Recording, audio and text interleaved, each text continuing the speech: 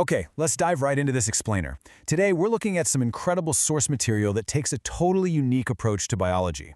It actually personifies the human liver.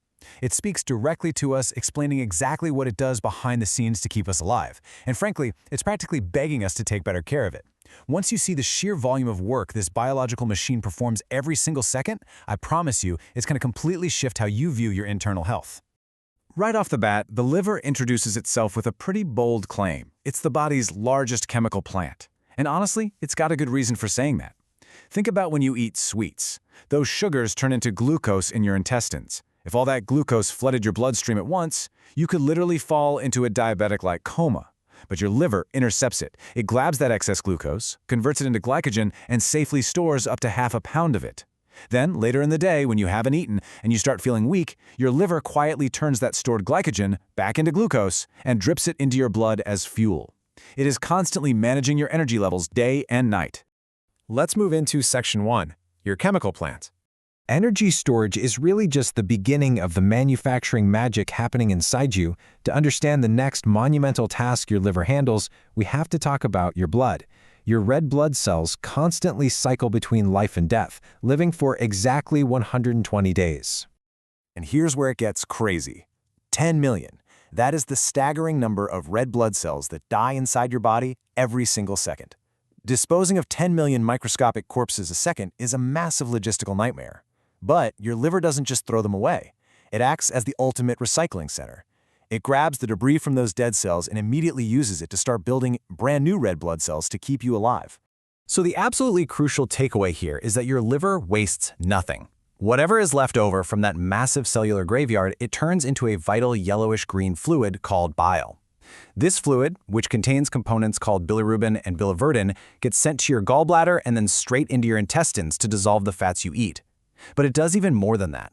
It acts like soap, constantly washing your blood vessels and clearing out fatty elements, so your internal plumbing doesn't get clogged up. That brings us to Section 2, the liver's amazing abilities. Now, recycling is great, but the liver's true superpower is its shocking invincibility. Get this, even if 85% of your liver is entirely destroyed by disease, it will still meet all your body's chemical needs flawlessly with just the remaining 15%. But you know, this resilience is totally a double-edged sword. Because it keeps functioning so perfectly with just a tiny fraction of its cells, you often won't feel sick until the vast majority of the organ is already gone. It literally suffers in absolute silence. And its resilience goes even further. If surgeons have to surgically remove 80% of your liver to treat something like cancer, it won't just keep functioning, it will regrow itself back to full size in a matter of months. It is the only organ in your body capable of this kind of incredible regeneration. Let's look at Section 3, 4 causes of jaundice.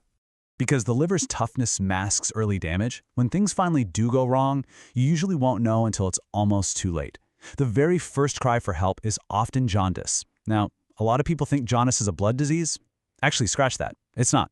It's a direct distress signal from the liver itself, and it happens for 4 specific reasons. First, diseases like malaria or anemia kill off red blood cells so fast that the liver just can't process the massive pile of dead cells.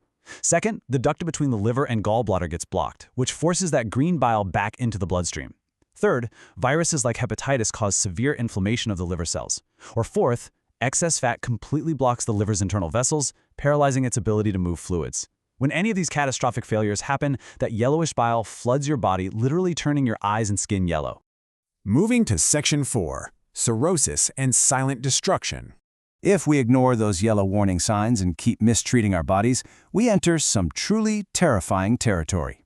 Cirrhosis happens when toxins like alcohol, poisons like arsenic, or just a chronically high-fat diet attack the organ. The fat invades the liver, pushing the healthy, working cells apart so they can't even communicate anymore. As healthy cells die off, useless, fibrous cells take their place.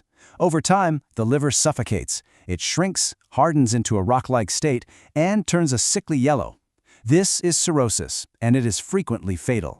At this stage, your liver will scream for help through some incredibly scary physical symptoms. We're talking extreme fatigue and a complete loss of appetite. Fluid will actually begin pooling and filling your belly, and if left unchecked, visible spiderweb veins will start branching out across your chest.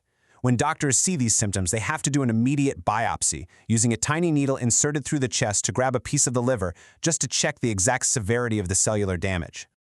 Next up is Section 5, Hepatitis and Dangerous Viruses.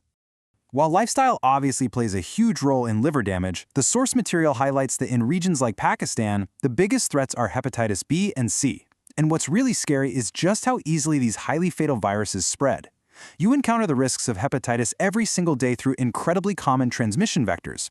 Reused syringes, unsterilized operation tools or IV drips at local clinics, getting a shave with a dirty barber's razor or using shared ear-piercing needles, visiting street dentists who don't properly sterilize their tools. Even just consuming polluted water and contaminated food can introduce these deadly pathogens right into your system. And finally, Section 6, How to Protect Me. Your liver works non-stop for you, and honestly, it just asks for a few simple things in return to keep you alive. First is a powerful and vivid reminder about your diet. The liver isn't asking you to go to crazy extremes. It says, hey, enjoy your food, eat meat, but don't overindulge to the point where your stomach becomes a graveyard for animals. Just keep your weight in check and practice moderation. And when you do get sick with something like jaundice, the liver is begging you to be smart.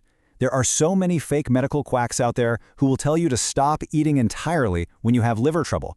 The source material is crystal clear here. Do not starve yourself. Your liver is trying to rebuild millions of broken cells. It desperately needs diverse nutrients from all varieties of home-cooked foods to repair itself. It also asks you to stop taking unnecessary medications for every little ache and pain, because remember, your liver has to process every single pill you swallow. But the absolute most vital preventative step you can take, the ultimate armor for your liver, is the hepatitis B vaccine. This is a real game changer. For just a few hundred rupees, this widely available injection doesn't just stop a virus, it is practically the only vaccine in the world that provides a lifelong shield directly against a major cancer, liver cancer. And for women especially, it is absolutely crucial, because hepatitis B isn't just confined to the mother, it can pass to the unborn child, making them a patient from the very moment they take their first breath.